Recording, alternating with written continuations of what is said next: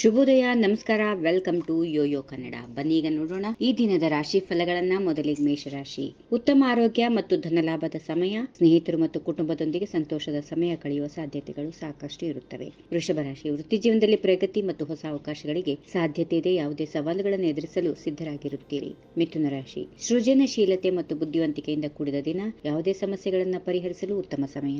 ಕಟಕ ರಾಶಿ. ಕುಟುಂಬ ಮತ್ತು ಸ್ನೇಹಿತರೊಂದಿಗೆ ಸಮಯ ಕಳೆಯಲು ಉತ್ತಮ ಸಮಯ. ಪ್ರೀತಿಯಲ್ಲಿರುವವರಿಗೆ ಸಂತೋಷದ ಸುದ್ದಿ ಸಿಗುವಂತಹ ದಿನ. ಸಿಂಹರಾಶಿ. ಧೈರ್ಯ ಮತ್ತು ಆತ್ಮವಿಶ್ವಾಸದಿಂದ ಕೂಡಿರುವಂತಹ ದಿನ.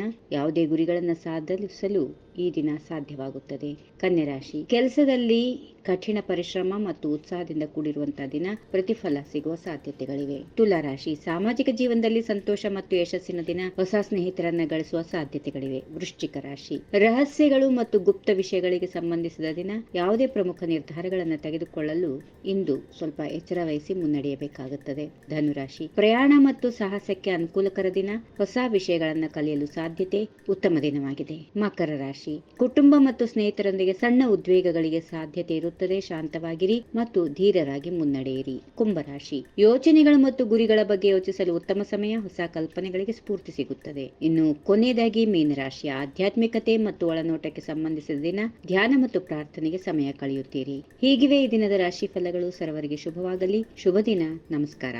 If you like this video, ಬೇಗ ಲೈಕ್ ಮಾಡಿ, ಕಾಮೆಂಟ್ ಮಾಡಿ, ಶೇರ್ ಮಾಡಿ ಹಾಗೂ ಯೋಯೋ ಟಿವಿ ಕನ್ನಡವನ್ನು ಸಬ್ಸ್ಕ್ರೈಬ್ ಮಾಡಿ.